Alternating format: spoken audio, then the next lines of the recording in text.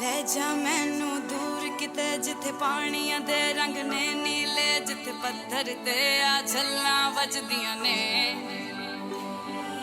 ਦੁਨੀਆ ਵਾਲੇ ਜ਼ਾਲਿਮ ਨੇ, ਆਪਾਂ ਇੱਕ ਦੁਨੀਆ ਲੱਭ ਲਈਏ ਜਿੱਥੇ ਦੂਰ ਦੂਰ ਤੱਕ ਕੋਈ ਨਾ ਹੋਵੇ।